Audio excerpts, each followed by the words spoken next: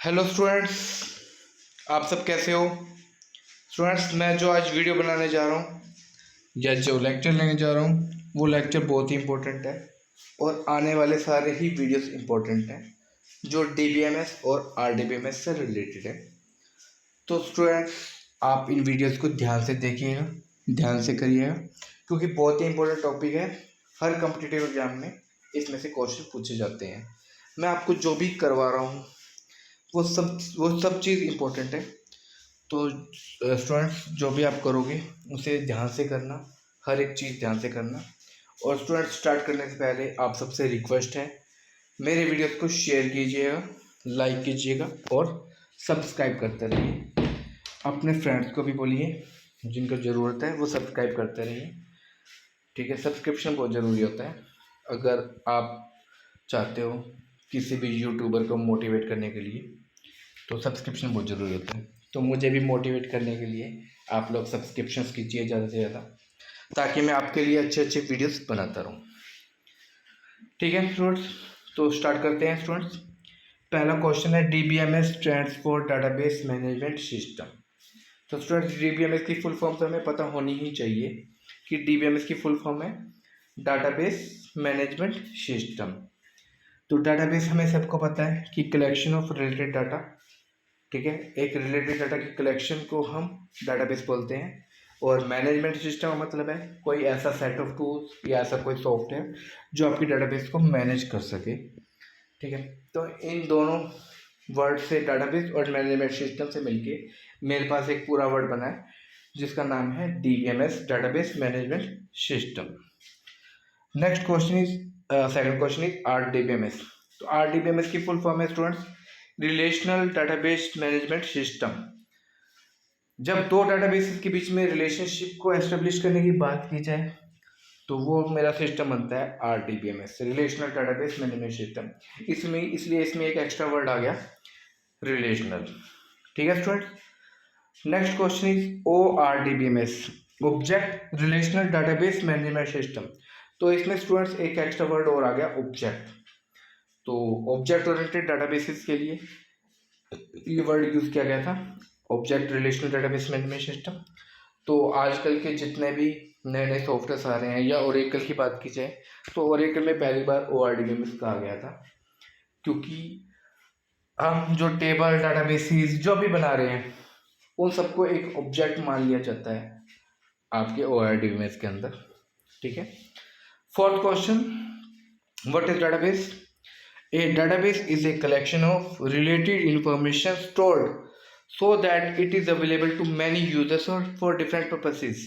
तो database related information की collection को कहा जा सकता है, और ये collection भी एक particular entity से related होगी और different purposes के लिए different users इसे अलग अलग यूज करेंगे। जैसे मान लो स्टूडेंट्स की डाटाबेस है, स्टूडेंट्स मेरे पास स्टूडेंट्स की डाटाबेस है और उसे डिफरेंट डिपार्टमेंट डिफरेंट पर्पस के लिए यूज़ करेंगे। अकाउंट डिपार्टमेंट स्टूडेंट्स की फीस डिटेल्स के लिए करेंगे। लाइब्रेरी डिपार्टमेंट स्टूडेंट्स की बुक्स जो इश्यूज हैं उसके लिए करेगा।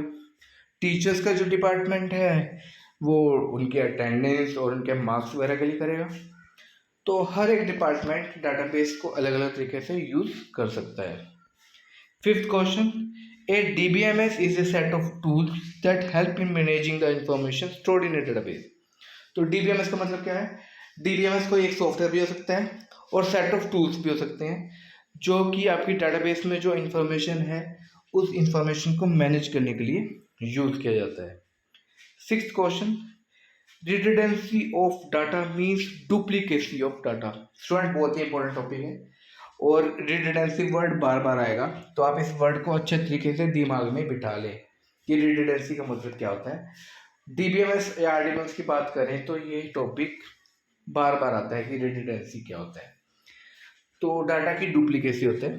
स्टूडेंट्स, ट्रेडिशनल डाटाबेसेस में क्या होता था, जब यूज़र डाटा को एंटर करते थे तो हो सकता था कि वो एक डाटा को 4 बार भी एंटर कर दे, 5 बार भी एंटर कर दे, गलती से एंटर कर दे, हो सकता था ऐसा। लेकिन जब से ये DBMS या RDBMS की बात आई है तो ये डाटा को पकड़ लेते हैं कि जो डाटा आपने ऑलरेडी डाला हुआ है वैसा डाटा आप दोबारा नहीं डाल सकते, वो चेक कर लेते हैं। ठीक है, तो DBMS का पर्पस भी यही होना चाहिए कि उसमें किसी तरीके की रिडंडेंसी ना रहे, तभी वो आपका एक अच्छा DBMS या RDBMS सॉफ्टवेयर होगा। अगर रिडंडेंसी रह जाती है तो वो आपका अच्छा DBMS या RDBMS सॉफ्टवेयर नहीं है। 7th question students, DBMS act as an intermediary between the users and the database। तो स्टूडेंट्स, डाटाबेस है और हम यूज़र्स हैं। मैं एक यूज़र हूँ और मुझे स्टूडेंट्स की डाटाबेस को यूज़ करना है, लेकिन यूज़ करने के लिए बीच में कोई ना कोई मुझे एप्लीकेशन प्रोग्राम या सॉफ्टवेयर चाहिए। उस एप्लीकेशन प्रोग्राम या एप्लीकेशन सॉफ्टवेयर को हम DBMS कह सकते हैं यहाँ पे। 8th question, what is data item और डाटा फील्ड। बहुत ही इंपॉर्टेंट टॉपिक है, स्टार्ट हो गया है। A set of characters that are used to represent a specific data element. Example, name of student in a class is represented by the data item say name। तो students, set of characters हो सकते हैं और हर एक set of characters आपका किसी न किसी प्रॉपर्टी को रिप्रेजेंट कर रहा है, किसी भी एंटिटी के प्रॉपर्टी को रिप्रेजेंट कर रहा है। फॉर एग्जांपल, अगर मैं एक एम्प्लॉय एंटिटी ले रहा हूँ, तो एम्प्लॉय की जो मेरी डाटाबेस है, उस डाटाबेस में हर एक एम्प्लॉय का एम्प्लॉय कोड होगा, एम्प्लॉय नेम होगा, उसका एड्रेस होगा, उसका डेजिग्नेशन होगा, उसका डिपार्टमेंट होगा, उसका बेसिक पे होगी।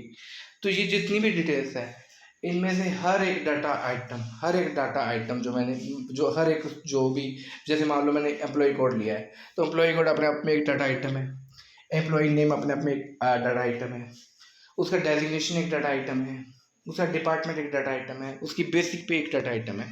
तो डाटा आइटम हम कह सकते हैं सेट ऑफ कैरेक्टर्स हैं जो आपके एंटिटी के किसी न किसी पर्टिकुलर एट्रीब्यूट को रिप्रेजेंट कर रहे हैं। Next is record. Data items की कलेक्शन को हम रिकॉर्ड बोलते हैं। जैसे एक रिकॉर्ड में एम्प्लॉय कोड भी आ जाता है, एम्प्लॉय का नाम भी आ जाता है, उसकी सैलरी भी आ जाती है, उसका डेजिग्नेशन भी आ जाता है, उसका डिपार्टमेंट भी आ जाता है। तो इसकी कलेक्शन को हम रिकॉर्ड बोलेंगे। तो हम कह सकते हैं record is a collection of related data items. जैसे एक एम्प्लॉय के पे रोल की बात करें तो उसमें डाटा फील्ड कौन कौन से हो सकते हैं, उसका नेम, उसकी एज, उसकी क्वालिफिकेशन, उसकी बेसिक पे, ये सारे हो सकते हैं।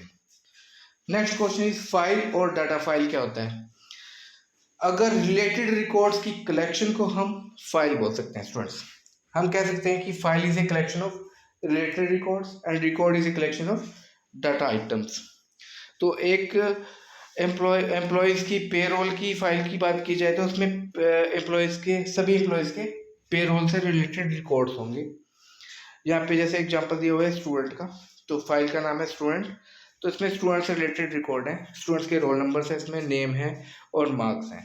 तो स्टूडेंट्स, यहाँ पे मैं बता रहा था रोल नंबर, नेम और मार्क्स इंडिविजुअली ये सारे डाटा आइटम्स हैं, जबकि अब स्टूडेंट्स के अगर हम अमित स्टूडेंट की बात करें तो उसका रोल नंबर है 1001, उसका नाम है अमित, उसका मार्क्स है 500। तो ये पूरा जो सेट है जिसमें उसका रोल नंबर भी आ गया, नेम भी आ गया, मार्क्स भी आ गया, एक पर्टिकुलर एंटिटी का, तो उसको हम बोलेंगे रिकॉर्ड। तो रिकॉर्ड को हम रोज में रिप्रेजेंट कर सकते हैं और डाटा आइटम्स को हम एक तरीके से कॉलम्स में रिप्रेजेंट कर सकते हैं। Next 11th question, what is data processing. Students, हमने ऑलरेडी फंडामेंटल्स में पढ़ा था डाटा के बारे में, प्रोसेसिंग के बारे में और इंफॉर्मेशन के बारे में। स्टूडेंट्स, हम सभी को पता है जब डाटा एज ए इनपुट आपके कंप्यूटर में जाता है या आपके सॉफ्टवेयर में जाता है, किसी भी सॉफ्टवेयर में, तो वो एक रॉ डाटा होता है जिसका कोई मीनिंग नहीं होता और उसका कोई हमें यूजफुलनेस भी नहीं होती। लेकिन आफ्टर प्रोसेसिंग कुछ स्टेप्स आते हैं प्रोसेसिंग में, उन स्टेप्स को यूज़ करने के बाद आपका डाटा स्ट्रक्चर्ड हो जाता है और रीऑर्गेनाइज हो जाता है और कन्वर्ट हो जाता है वो एक यूज़फुल डाटा में, जिसको हम इंफॉर्मेशन बोलते हैं। तो यहाँ पे डाटा प्रोसेसिंग की वही डेफिनेशन दे रखी है student. Data processing is the restructuring और reordering of data by people और machine to increase their usefulness and value purpose. तो डाटा को रीस्ट्रक्चर या रीऑर्डर या रीऑर्गेनाइज कर दो इस तरीके से कि उसकी यूजफुलनेस बढ़ जाए। इस कंसेप्ट को हम बोलते हैं data processing. Next question is data aggregate क्या होता है। तो data aggregate is a collection of data items written in record. एक रिकॉर्ड में डाटा आइटम्स की कलेक्शन को हम डाटा एग्रीगेट बोलते हैं, जिनको हम एक नाम दे सकते हैं और एक होल की तरह यूज किए जाते हैं। जैसे एड्रेस है स्टूडेंट्स, एड्रेस अपने आप में एक डाटा एग्रीगेट है, क्योंकि एड्रेस आगे भी बहुत सारे डाटा आइटम्स की कलेक्शन से मिलकर बना हुआ है। उसमें city, state, country, house number, colony etcetera आ जाते हैं। तो एड्रेस अपने आप में एक डाटा एग्रीगेट है। इसी तरीके से नेम भी एक डाटा एग्रीगेट है, क्योंकि उसमें फर्स्ट नेम, मिडिल नेम और लास्ट नेम आ जाते हैं। तो डाटा एग्रीगेट हम उन डाटा आइटम्स को कह सकते हैं जिन्हें हम फर्दर आगे डिवाइड करें, या वो बहुत सारे दूसरे डाटा आइटम्स की कलेक्शन से मिलके बने हुए हैं। 30th number, database is composed of collection of files. तो ये स्टूडेंट्स याद रखना, कई बार ये क्वेश्चन इस तरीके से आ जाता है कि असेंडिंग या डिसेंडिंग ऑर्डर में लगाओ। तो डाटाबेस में जो सबसे छोटे से छोटा आइटम होता है उसे हम डाटा आइटम और डाटा फील्ड बोलते हैं। उनकी कलेक्शन से मिलके आपके रिकॉर्ड्स बनते हैं, रिकॉर्ड्स की कलेक्शन से मिलके आपकी फाइल्स बनती हैं, और फाइल्स की कलेक्शन से मिलके डाटाबेस बनती है। तो हम कह सकते हैं कि database is composed of A collection of files. 14th number की बात करें तो mainly database management system consist of two parts, दो पार्ट से मिलकर बना हुआ है। एक तो डाटाबेस जिसका मतलब है इंटर रिलेटेड डाटा की कलेक्शन, और दूसरा डाटा मैनेजमेंट सिस्टम जिसमें मेरे पास सेट ऑफ एप्लीकेशन प्रोग्राम्स आ जाते हैं जो कि आपके डाटाबेस को एक्सेस भी कर सकते हैं, अपडेट भी कर सकते हैं और मैनेज भी कर सकते हैं। ये लिखा हुआ है इनमें, पढ़ के देख लेना इसको। 15th क्वेश्चन, ये भी स्टूडेंट्स बहुत ही इंपॉर्टेंट है। हम कहते हैं कि डाटाबेस मैनेजमेंट सिस्टम आपका कंसिस्टेंट भी होना चाहिए, उसके अंदर जो डाटा है उसमें रिडंडेंसी नहीं होनी चाहिए, लेकिन कंसिस्टेंसी भी होनी चाहिए। कंसिस्टेंसी का क्या मतलब है, पहले पढ़ लेते हैं स्टूडेंट्स इसके बारे में कि यहाँ पे लिखा क्या हुआ है, फिर मैं आगे बताता हूँ। If a data item is to be changed then all the files containing that data needs to be updated. This is called consistency. Students consistency क्या कहती है, अगर डाटाबेस में मैं किसी पर्टिकुलर एंटिटी से रिलेटेड किसी इंफॉर्मेशन को अपडेट करता हूँ, चेंजेस करता हूँ, तो वो चेंजेस मेरे हर जगह हो जाने चाहिए। एग्जाम्पल, मान लो मैं एक स्टूडेंट्स की डाटाबेस को मेंटेन कर रहा हूँ और डाटा को यूज़ कौन कौन से डिपार्टमेंट कर रहे हैं। टीचर्स का डिपार्टमेंट यूज़ कर रहा है उसकी अटेंडेंस के लिए, उसके मार्क्स लगाने के लिए। अकाउंटेंट उसको यूज़ कर रहे हैं उसकी फ़ीस मैनेजमेंट के लिए। लाइब्रेरी में उसकी बुक्स वगैरह के रिकॉर्ड्स को मेंटेन किया जा रहा है। अब स्टूडेंट्स, मान लो स्टूडेंट का नाम है राकेश वर्मा और मैं उसका नाम चेंज कर देता हूँ राकेश कुमार, अकाउंट डिपार्टमेंट में इसको चेंज कर देता हूँ राकेश कुमार से, लेकिन बाकी जगह तो वो राकेश वर्मा ही रहेगा। तो मैं कहूँगा कि इस टाइप का जो डाटा है वो मेरा इनकंसिस्टेंट है। डाटा की कंसिस्टेंसी तब रहेगी जब मैं एक जगह चेंजेस करता हूँ, वो चेंजेस मेरे सब जगह रहे। मैंने एक जगह राकेश कुमार कर दिया तो वो मेरे हर डिपार्टमेंट में रिफ्लेक्ट होने चाहिए।